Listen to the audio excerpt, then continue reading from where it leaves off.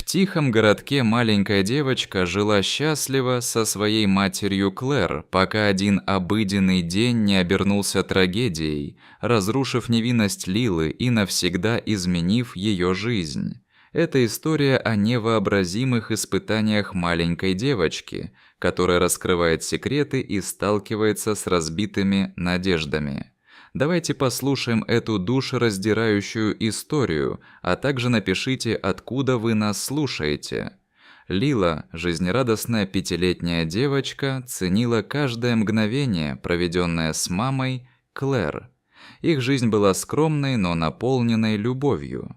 Клэр прилагала все усилия, чтобы Лила чувствовала себя особенной, готовила ее любимые блюда, помогала ей с домашними заданиями и читала ей сказки на ночь каждую ночь.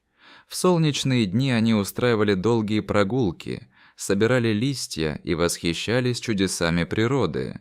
Их связь была нерушимой, и для Лилы Клэр была целым миром. Вечера они часто проводили в уютной гостиной, читая книги или рисуя вместе, создавая атмосферу тепла и творчества. Но в один, казалось бы, обычный день их жизни произошел трагический поворот. Все началось как обычно. Лила шла в школу, предвкушая встречу с друзьями и желание рассказать им о своих приключениях в выходные. Клэр положила ей в ланчбокс любимый бутерброд и поцеловала ее на прощание у дверей, пообещав встретить позже. Лила весело побежала по дорожке, не подозревая, что увидит мамину лучезарную улыбку в последний раз. Ближе к вечеру директор школы вызвал Лилу в свой кабинет. Там стоял ее отец, Дэвид. Он стоял у окна, руки в карманах, безучастно глядя в никуда. Когда Лила вошла, он повернулся к ней с напряженным выражением лица. «Лила», — начал он, — голос его дрожал от эмоций, — «твоя мама попала в аварию. Ее больше нет с нами». Мир Лилы рухнул. «Что ты имеешь в виду?» – спросила она. Голос ее дрожал. Дэвид не смотрел ей в глаза и произнес слова, которых она боялась услышать. «Ее больше нет, Лила. Мы ничем не можем помочь». Он не предложил ни утешения, ни даже объятия. Тем вечером дом, который раньше казался теплым и живым, стал невыносимо холодным и пустым. Лила села на кровать, прижав к сердцу плюшевого мишку, подаренного мамой, и мысленно повторяла сказанное слово. Ушедшая прошептала она себе, не в силах поверить услышанному. Тени на стенах казались темнее, а воздух тяжелым. За окном мир продолжал жить, как ни в чем не бывало, но для Лилы он уже закончился. Тишина в доме была оглушающей, нарушаемой лишь редким скрипом пола. Она чувствовала себя маленькой и потерянной в слишком большом мире. Лила сидела на диване, обнимая подушку, пока тишина поглощала дом. Дэвид ненадолго зашел, бросил на нее взгляд и сказал: «Тебе нужно быть сильной». Все изменилось, и нам придется двигаться дальше, после чего удалился в свою комнату. В последующие дни холодность Дэвида только усилилась. Он почти не говорил о Клэр и всячески избегал попыток Лилы вспомнить о ней. Когда Лила упоминала о маме, например, о традиции субботних блинов, Дэвид отмахивался. «Это не вернет ее к нам», — говорил он холодно. Теплая любовь Клэр стала далеким воспоминанием, а строгость Дэвида взяла верх. Ночи были самыми тяжелыми. Без сказок Клэр Лила не могла уснуть, устремив взгляд в потолок в отчаянии. В комнате еще сохранялся слабый след от маминых духов, горько-сладкое напоминание о потерянном. В тихие моменты Лила садилась у окна, проводила пальцами по каплям дождя на стекле и представляла себе утешительный голос мамы. Дни тянулись словно недели, каждая из которых была тяжелее предыдущей. Мэри, бабушка Лилы, пришла в гости после гибели Клэр. Увидев худощавую фигуру внучки и ее пустой взгляд, она тяжело вздохнула. Тот уютный дом, который Мэри когда-то знала, стал неузнаваем.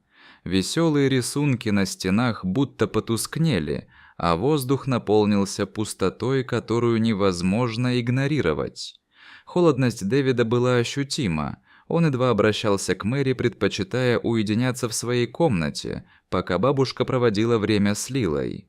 «Как ты, моя дорогая?» – спросила Мэри, усевшись рядом с ней. «Я в порядке, бабушка», – ответила Лила, но ее голос звучал без всякой уверенности. Мэри заметила ледяные руки внучки и почувствовала пренебрежение. Решив помочь, она стала навещать Лилу все чаще, но Дэвид начал относиться к этому враждебно, обвиняя Мэри во вмешательстве. Однажды вечером Мэри застала Лилу за поеданием сухого бутерброда на кухонном полу. «Почему ты ешь это? Разве папа не сделал тебе ужин?» – удивилась она. Сквозь слезы Лила ответила. Он сказал, что у него нет времени, и это подтолкнуло Мэри к мысли о попытке получить опеку. Несмотря на ограниченные средства, она не могла закрыть глаза на признаки пренебрежения. Взгляд Лилы преследовал ее. Мэри начала документировать все, что замечала, фотографировать пустой холодильник и записывать истории Лилы.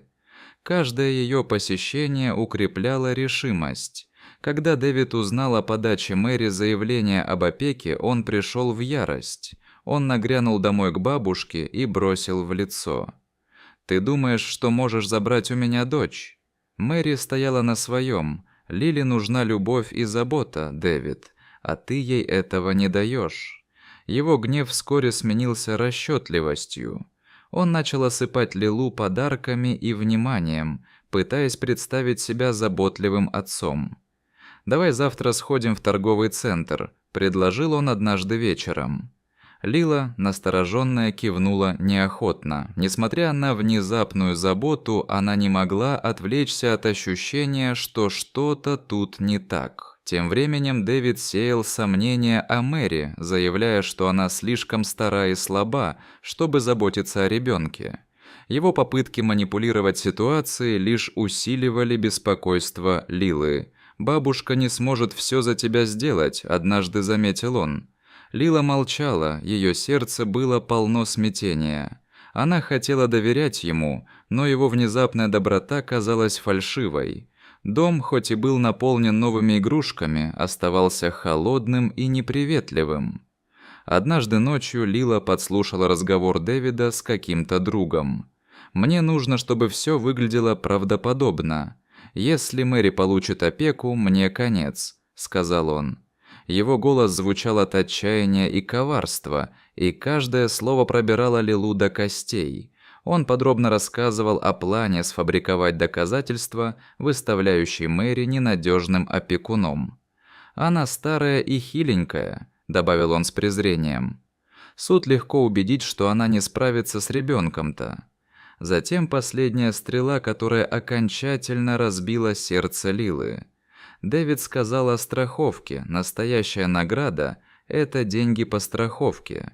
Этого мне хватит, чтобы устроиться. Я сделаю вид, что делаю все ради Лилы, но мы оба знаем, что дело не в этом. Глухой смешок прокатился в ночи, заставив Лилу содрогнуться. В ужасе и разбитом состоянии Лила вернулась в свою комнату. Каждый шаг давался ей тяжело, ее маленькое тело дрожало. Оказавшись внутри, она села на кровать, прижав колени к груди. Слова, которые она услышала, не отпускали ее, словно острые лезвия разрезали доверие. Отец, которому она надеялась довериться, оказался лишь кукловодом своих собственных корыстных замыслов. Она вспоминала последние недели, складывая мозаику правды. Внезапные подарки, походы в торговый центр, вынужденные улыбки – все было частью фальшивой маски, созданной с целью манипулировать ею. «Это никогда не было настоящим», – прошептала она, скатывая слезы по щекам. Ее маленькая комната, когда-то место безопасности, теперь казалась тюрьмой, но среди страха в ее сердце зарождалось решение. Она не могла позволить Дэвиду добиться своего. Лила решила защитить себя и бабушку, даже если для этого ей придется выступить против отца в суде. В ту ночь она почти не сомкнула глаз. Глядя на танцующие тени на потолке, она начала вырабатывать план полной решимости донести свой голос и раскрыть правду ради памяти матери и собственного будущего. В день слушания дела Лила сидела рядом с Мэри, крепко держась за ее руку. Здание суда было внушительным. Высокие потолки и тяжелые двери создавали ощущение значимости момента. Дэвид, уверенный в себе и одетый с иголочки, представил свое дело вместе с адвокатом. Они говорили красноречиво, изображая Дэвида заботливым отцом, который взял на себя все обязанности в трудные времена, одновременно сомневаясь в способностях Мэри. Мэри молча сидела, ровно держа спину, но руки ее слегка дрожали. Когда настала ее очередь, адвокат представил ясные и убедительные доказательства. Они продемонстрировали финансовые махинации Дэвида, показывая, как он пытался получить контроль над деньгами по страховке Клэр. Были представлены документы, подчеркивающие несоответствие в заявлениях и действиях Дэвида, рисуя образ безразличного и корыстного отца. Затем наступил момент, когда Лила поднялась на свидание. Зал будто задержал дыхание, когда маленькая девочка медленно шла к трибуне. Ее шаги были робкими, но решительными. Залазя на сиденье, она посмотрела на судью широко распахнутыми глазами. «Он не заботится обо мне», — начала она, голос ее дрожал, но звучал достаточно отчетливо. «Он хочет только денег. Я слышала, как он это говорил. Ему не нужна ни я, ни мама. Он просто хочет все для себя тот». Ее слова повисли в воздухе, и все присутствующие замолчали. Дэвид всячески пытался сохранить спокойствие, но его уверенность дала трещину. Судья внимательно слушала Лилу, и ее лицо смягчилось от сопереживания. Лила крепче ухватилась за край трибуны и продолжила. Слезы текли по ее щекам. «Моя бабушка заботится обо мне. Она любит меня и постоянно говорит о маме, чтобы я не забывала ее, а папа даже не произносит ее имени то». Судья наклонилась вперед, голос ее был спокойным, но твердым. «Спасибо тебе, Лила, это было очень смело с твоей стороны».